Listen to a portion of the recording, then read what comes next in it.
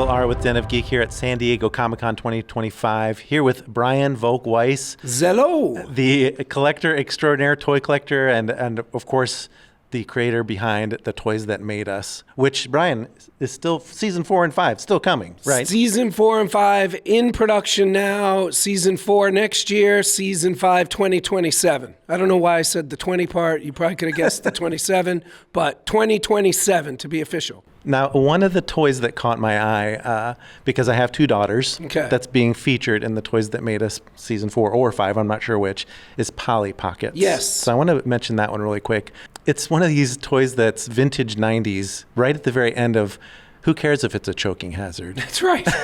Tell us a little bit about how it's featured in the show. We do the deep dive that we always do. We try to get the humor. We try and get the heart and the pathos, just to use a $10 word. One thing that is interesting that I am certainly not bragging about, because it would be a really kind of effed up thing to be bragging about, but we did get the last interview of the creator. Unfortunately, after we interviewed, he passed away. Same thing happened to us with G.I. Joe in season 1.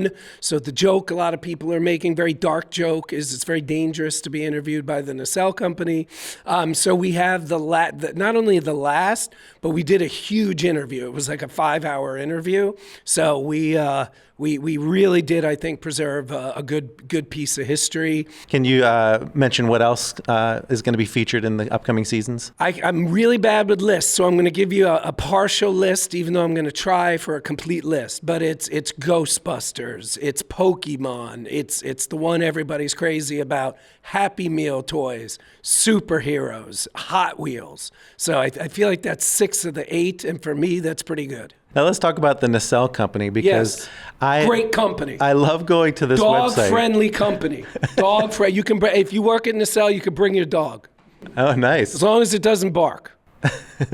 But we actually have a lot of toys on there that just, every time I go there to check out what's new, it's just such a fun journey. And I just want to highlight a couple of the things that I think just really stand out to me, and I have to scratch my head, and you have to tell me about the process of acquiring them and developing them. Okay. The first is the Star Trek. We have them in a bundle, Wave 1. Yes. And we've got characters like Jellicoe, Tuvix. How on earth do you decide who gets to be in these bundles? Well, so first of all, I just want to be very clear in case anybody from Paramount is watching. Star Trek is not a part of the Nacelleverse.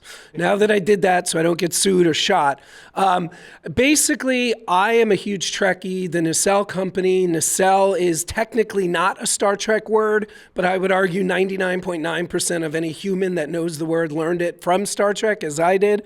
So I'm a huge Trekkie. I have over 1,000 Star Trek toys, figures, ships, whatever. And I just knew if we started with Kirk and Spock and Picard and Data, the community would be like, okay.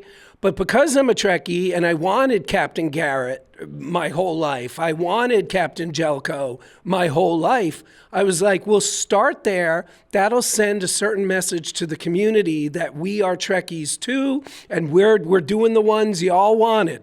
You know, Inner Light, Captain Picard always comes with a flute. I probably have 9 of those flutes in a box somewhere in a closet. I don't need any more flutes. I don't need any more Picard Inner Light.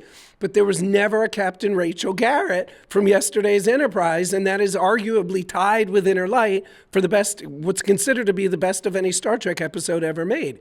So Wave 1 was very deliberately a wave of the characters that are beloved by the community, but have never been made before. So that, with the exception of Sulu.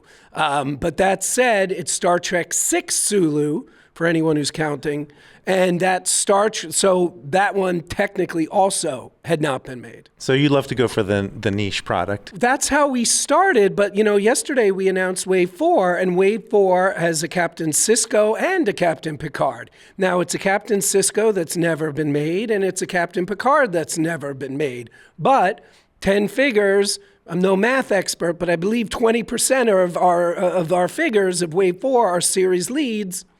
So we're getting to the big ones more often now. We also had Captain Janeway. So Captain Janeway in Wave 2. So we're getting closer and closer to the big leads, but we're doing versions of them that have never been made, and that really seems to be driving sales and interest.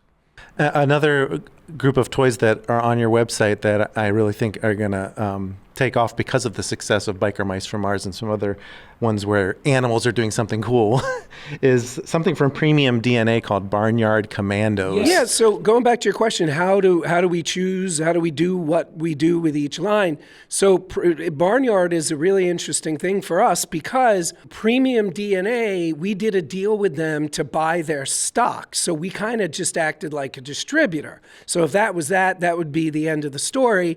But I guess we did an okay job at it because the company that actually used to own Barnyard Commandos, Cloudco, they were like, hey, do you want to buy this? We were like, yeah. So we actually bought the rights and we now own Barnyard Commandos, and Wave 2, we will actually be producing ourselves. So Wave 1, Premium DNA, they did, by the way, such a good job. It's kind of messing me up because, like, I don't want to make stuff unless we're pushing things forward. You know, similar to what I said about Star Trek, I didn't want to be the 300th company to do Picard.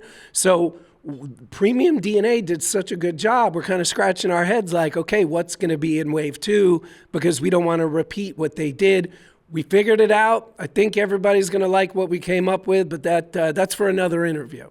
And it's interesting that those are the ones that also, speaking of the animals that do weird things or fun things, because, of course, Cowboys of Moo Mesa, issue number 1 is coming out very soon. That's right.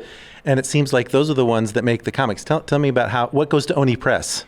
So we give everything to Oni Press. So it's up to them to say yes or no. And luckily, everything we've brought them, they've said yes to. So, I mean, we've had comics coming out pretty much once a month for 2 years now. And if nothing else gets greenlit, that should go through the end of 2026. So we're doing a full-on Biker Mice 12-issue run.